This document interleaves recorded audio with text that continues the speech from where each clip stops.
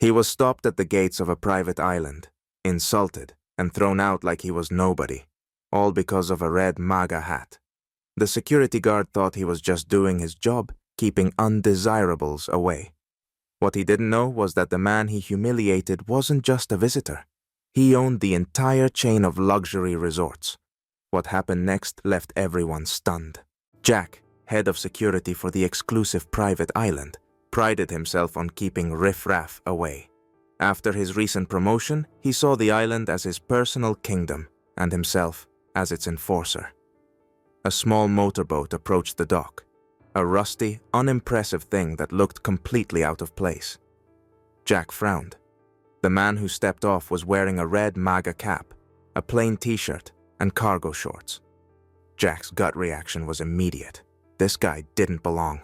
"Hey, buddy! This is a private island. Turn that thing around," Jack called out, striding toward him. The man adjusted his cap and smiled. "I'm here on business." Jack smirked, stopping just short of the dock. "Business? On this island? You've got the wrong address. This place is for members only, not whatever this is." The man didn't respond. He stepped off the boat and began walking toward the main path. "Hey!" Jack barked, stepping in front of him. "Did you not hear me? Turn around. Last warning." "I heard you," the man said calmly, his hands in his pockets. Jack scowled, grabbing the man by the shoulder and spinning him around. "I said, leave, now."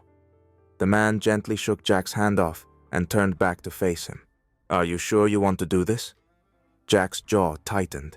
Nearby guests lounging by the pool noticed the commotion. A couple of them pulled out their phones, recording. Jack leaned in closer, lowering his voice. "You're not welcome here. Take your little cap and your boat and go back where you came from." The man didn't flinch. Instead, he smiled faintly. "You're going to regret this." Jack straightened, his voice rising again. "You've got 10 seconds to leave, or I'll have you removed." The man raised an eyebrow. "Let's see how that works out for you." The onlookers murmured, sensing the tension. Jack, feeling the weight of their stares, clenched his fists. He had no idea what he'd just walked into. Jack clenched his jaw as the man in the MAGA hat stood his ground, completely unfazed. Jack grabbed his radio, barking into it. "Code Red, I need backup at the main dock, now." Within moments, 2 other security guards jogged up, looking confused. "What's going on, boss?"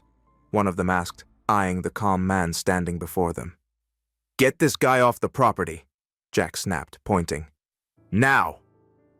The guards exchanged glances before stepping forward. One reached out to grab the man's arm, but the man smoothly sidestepped, his movements quick and deliberate. "Gentlemen," the man said, his tone measured and calm, "I suggest you take a moment to rethink your actions." "Rethink?" Jack spat, his face turning red. "You're trespassing, wearing that hat, and acting like you own the place."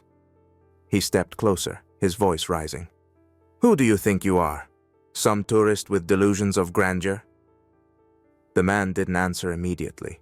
Instead, he adjusted his cap, scanning the growing crowd around them. Guests lounging nearby had started gathering, some standing with cocktails in hand, others discreetly filming the confrontation on their phones. "I don't think this is going to end well for you," the man finally replied, his tone even, his faint smile maddeningly confident. "Oh, I'll tell you how this ends," Jack sneered. "With you on a boat, heading back to wherever you came from." He turned to the guards. "What are you waiting for? Take him off this dock." The man raised a finger. "Before you do that," he said lightly, "let's take a moment to reflect. What exactly do you think you're accomplishing here?" Jack's nostrils flared. "I'm accomplishing my job, keeping people like you out. This is a private island for elite guests, not whatever you are." A voice from the crowd piped up, loud enough for everyone to hear. "He doesn't seem like a threat. Why are they so worked up?" Another added, "Seriously, it's just a hat. Is that really worth all this?" Jack spun toward the onlookers. "Mind your own business," he barked, his irritation boiling over. The murmurs didn't stop, though, and Jack felt his authorities slipping under their judgmental stares. "Maybe he really does own something around here," someone joked, drawing a few chuckles. Jack snapped back around to the man. "Oh, you think you own something here, huh?" His tone was dripping with sarcasm now. "You think you own this dock? The beach? Hell, maybe the whole island." He threw his arms out dramatically. The man smiled faintly. "Well, maybe not just this island." The crowd erupted into surprised whispers. Jack froze, his brain scrambling to process the comment. For the first time, uncertainty flickered across his face. "What the hell's that supposed to mean?" he growled, his bravado faltering. The man glanced at his watch, then back at Jack. "You'll find out soon enough." One of the security guards, clearly uncomfortable, leaned toward Jack and whispered, Maybe we should double-check who he is." Jack waved him off, though the seeds of doubt were beginning to sprout. Around them, the crowd grew larger, their phones capturing every word. Jack didn't realize he was on the verge of making the biggest mistake of his career. The man calmly reached into his pocket and pulled out his phone. Jack stiffened, expecting some kind of resistance, but what came next caught everyone off guard. "Good afternoon," the man said into the phone, his voice smooth and steady. "This is Bennett. I'm on the island and we've got a little situation here. Can you notify the management team? Thanks." The crowd, which had been murmuring a mix of amusement and curiosity, fell silent. Jack and his team stood frozen, their brains struggling to connect the name Bennett to anything relevant. "Who the hell is Bennett?" Jack muttered to one of the guards, trying to keep his voice low. A nearby guest, a middle-aged man in a designer polo shirt, suddenly perked up. He leaned toward the person next to him and whispered loud enough for others to hear. "Wait, Bennett? As in the Bennett? The guy who owns the entire archipelago?" The whisper spread like wildfire through the crowd. Eyes widened, phones zoomed in, and gasps punctuated the air. Jack's stomach dropped, but he quickly masked it with a nervous laugh.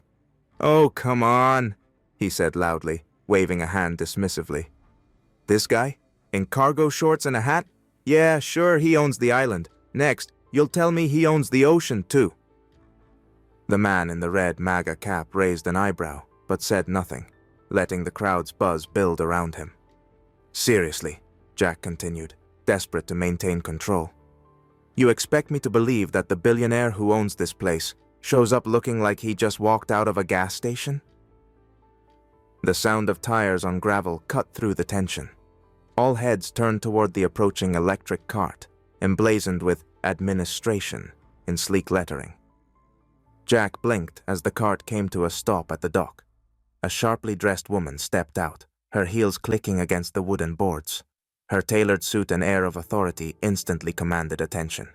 She marched straight toward the man in the MAGA hat, her face lighting up with a polite but slightly nervous smile. "Mr. Bennett," she said warmly, extending her hand. "We weren't expecting you today. Welcome back. I'm so sorry for the inconvenience." Jack's jaw dropped. He looked at the guards, hoping for some kind of validation that this wasn't happening, but they were as stunned as he was. The crowd erupted into murmurs. "Oh my God, it is him! Did you see that handshake? She's terrified!" This is better than reality TV. Jack's face turned pale as Bennett finally turned his full attention back to him. "Inconvenience?" Bennett repeated, his tone light but razor-sharp. "That's one way to put it." The woman from administration shot Jack a questioning glare, clearly piecing together what had happened. "I'm so sorry, sir," she said quickly. "I'll handle this immediately." Bennett held up a hand. "No rush. I'd actually like to hear from him," he said, tilting his head toward Jack, his eyes calm but unyielding. "Go ahead. Tell me more about why I don't belong on my own island." The crowd burst into laughter, and Jack looked like he wanted the dock to swallow him whole. Bennett turned to face Jack, his expression calm but carrying the weight of authority. "Well, this has been eventful," Bennett said with a wry smile. "Tell me something, Jack. Is this how you normally treat people on my island?" Jack's eyes widened, and his mouth opened as if to speak, but no words came out. Finally, he managed to stammer, "I didn't know, sir. I thought—" "That much is clear," Bennett interrupted, his tone still polite but icy. "But I didn't know isn't much of an excuse, is it?" The crowd watched intently, some openly grinning, others whispering to each other. "Did you bother to ask yourself who I might be?" Bennett continued, pacing slowly, hands clasped behind his back. "Or did you just decide, based on a hat and a pair of cargo shorts, that I wasn't worth your time?" Jack swallowed hard, his face pale as sweat formed along his hairline. I thought you were trespassing. I was just doing my job." Bennett stopped pacing and turned to Jack, raising an eyebrow. "Doing your job? Interesting. Tell me, does your job description include manhandling guests, public humiliation, or—" he gestured toward the crowd with a sweeping motion, "turning this dock into a spectacle?" A ripple of chuckles spread through the onlookers. Someone whispered loudly, "He's done." Jack shifted uncomfortably, glancing at the administration manager, who stood rigidly by the cart, her face unreadable. Bennett didn't wait for a reply. He turned to the manager. "Do me a favor," he said, his voice sharp but casual, as though he were ordering a coffee. "Find me a new head of security, preferably someone who doesn't judge books by their covers, or hats." The manager nodded quickly. "Of course, Mr. Bennett. I'll handle it immediately." Jack's face fell. "Wait, sir. Please, I can fix this," he blurted, stepping forward. Bennett raised a hand, stopping him mid-step. "Fix it? The damage is done, Jack. You don't get to fix first impressions. That's not how this works." The crowd erupted into applause. Phones were pointed squarely at Jack, recording every second of his public downfall. A teenager in the crowd cheered. "Justice!"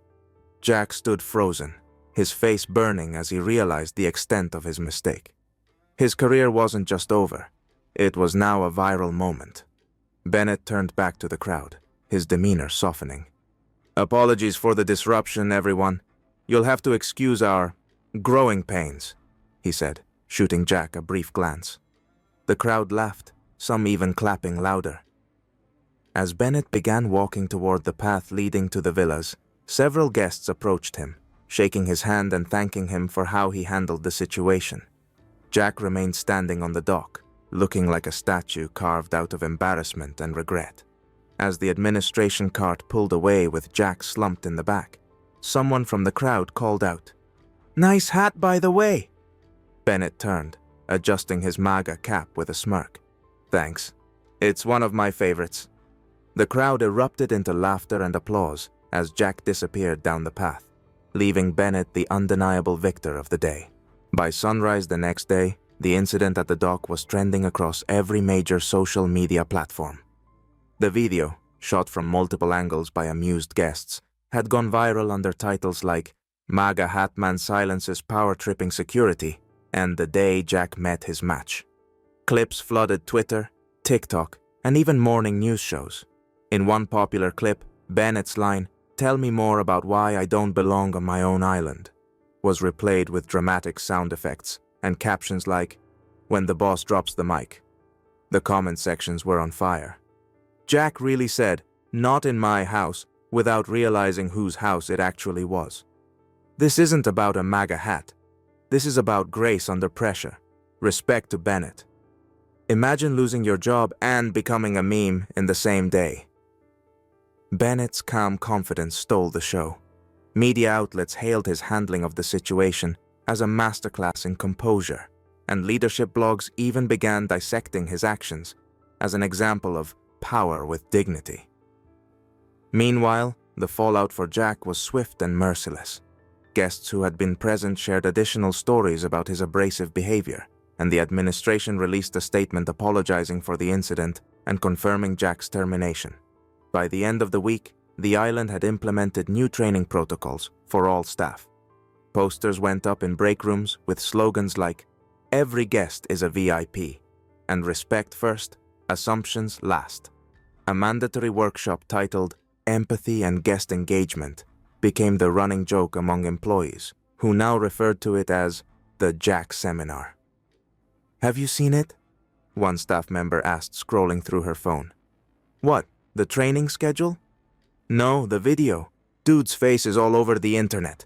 Even senior management couldn't resist slipping in jokes during meetings. "Let's make sure nobody else confuses Mr. Bennett for a trespasser, shall we?" Jack's new reality was a far cry from the prestigious island resort. After being booted from his position, he found work as a security guard at the public ferry terminal on the mainland. The clientele? Rowdy spring breakers, loud families, and tourists in Hawaiian shirts. He couldn't escape his past, though. Tourists who recognized him from the video occasionally approached him with smirks. "Hey, aren't you that guy from the Bennett video?" one teenager asked, holding up his phone. "Nope," Jack grumbled, pulling his cap lower. But the teenager wasn't buying it. "Nah, it's you. Can I get a selfie?" Jack groaned, muttering, "This job doesn't pay me enough for this." Back on the island, Bennett remained as unbothered as ever. The incident didn't sour his mood. If anything, it seemed to amuse him. During a casual lunch at one of the resort's restaurants, a guest approached him with a grin. "So, Mr. Bennett, how do you stay so calm when things like this happen?" Bennett chuckled and adjusted his red cap. "I guess it helps when you know you're the one signing the checks." The table erupted into laughter, and Bennett raised his glass in a toast. As the sun set over the island that evening, guests shared stories about the day the man in the MAGA-hat taught everyone a lesson. Respect wasn't about appearances, and power wasn't about yelling the loudest. It was about knowing who you are and letting the rest fall into place.